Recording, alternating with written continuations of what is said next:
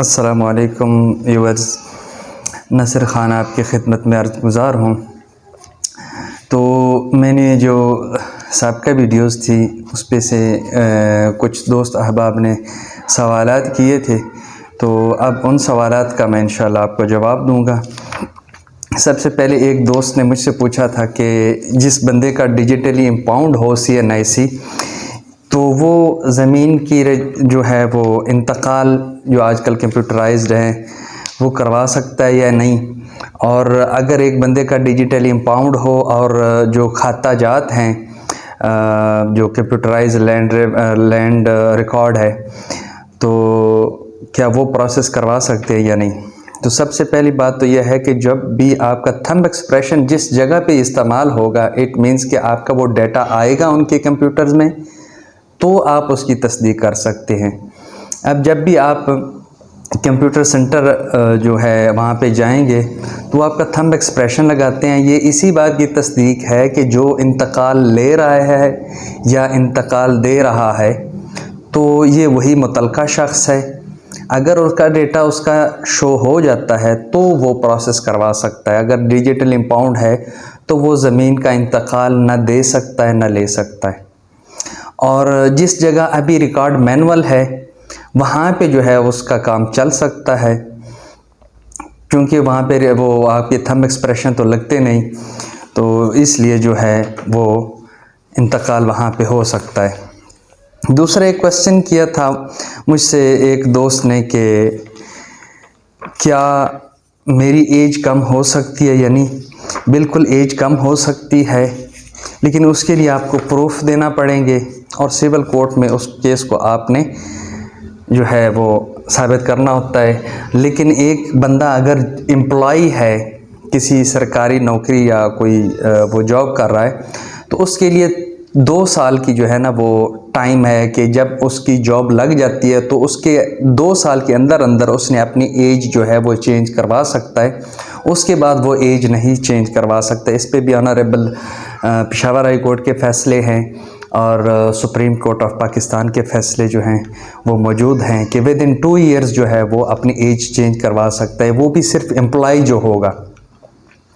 और जो सिविल होगा उसका कोई इशू नहीं है, वो किसी वक्त भी वो चेंज करवा सकता है, लेकिन उसको वो साबित करना पड़ेगा कि उसकी एक्चुअल एज ये है और CNIC पे उसकी ये एज गलत जो है ना वो दर्ज की गई है।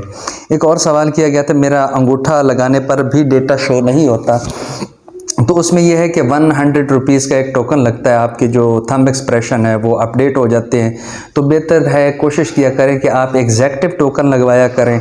वो एग्जैक्टिव टोकन में ये होता है कि आपका सारा डेटा वो चीज़ें जो है ना वो सेफ़ हो जाती है।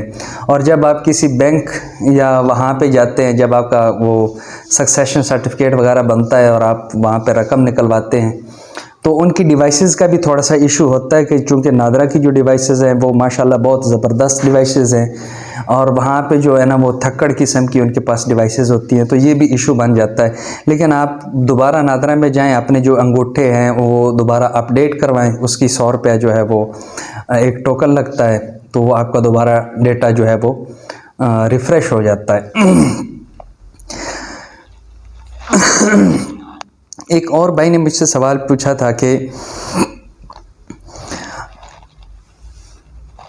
जो मैं एक बच्ची है उसकी कोर्ट मैरिज हुई थी और बीवी, माँ बाप और भाइयों का शनाख्ती कार्ड की कापी भी उसके पास नहीं है और उसने शनाख्ती कार्ड बनवाना है। तो उसमें भी मैंने पहली जो साबिक़ा मेरी वीडियोस थी उसमें मैंने जो है वो उसका प्रोसेस बता दिया था कि आपने वहाँ पे जहाँ पे इस्तग़ासा किया होता है उसकी मुसद्दक़ा नकल जो है वो लेके जाएं।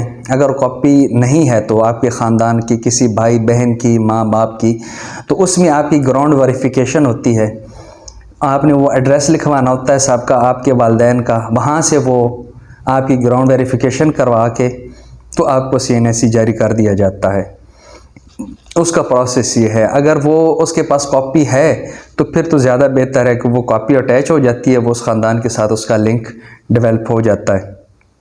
एक और बंदे ने क्वेश्चन किया था कि हमने भी इस तरह कोर्ट मैरिज की हुई है लेकिन वो हमने खुफिया रखी हुई है, और क्या हम अगर शनाख्ती कार्ड बनवा दें और भाई के शनाख्ती कार्ड की या हमशीरा के शनाख्ती कार्ड की कॉपी साथ अटैच कर लें। और उन्होंने जब CNSE बनवाया था तो वो चोरी छिपे उन्होंने बनवा लिया था, उसके वालिदैन या भाइयों को पता नहीं था। तो उन्होंने कहा क्या उसका डेटा शो हो जाएगा हमारे साथ? जी बिल्कुल, उनका डेटा आपके साथ शो हो जाएगा अगर उन्होंने अपने ख़ानदान की CNSE की कॉपी जो है वो यूज़ की है, तो बिल्कुल उनका डाटा जो है वो आपके साथ शो हो जाएगा और ये उस फैमिली में एग्जिस्ट कर रही होगी। तो इंशाल्लाह ये 3-4 क्वेश्चन इंपॉर्टेंट थे। और इस तरह के जिन लोगों के मसाइल हैं, इसका मकसद यही है ताकि जो और लोग हैं वो इससे मुस्तफ़ीद हो सकें। तो सेम मसाइल अगर किसी और भाई के होंगे या बहन के या मेरे और किसी व्यूवर्स के होंगे तो वो इंशाल्लाह ये जो मेरे जवाबात हैं वो उनके लिए काफ़ी हैं और ये गाइडलाइन के तौर पे साबित होंगे। तो मेरी रिक्वेस्ट है कि मेरे चैनल को सब्सक्राइब कीजिएगा और बेल आइकन को भी साथ दबा दीजिएगा। मज़ीद जितने भी आपके क्वेश्चंस होंगे इंशाल्लाह वो मैं जवाब देता रहूँगा। तो इंशाल्लाह अगली वीडियो तक इजाज़त दीजिए। अल्लाह हाफ़िज़।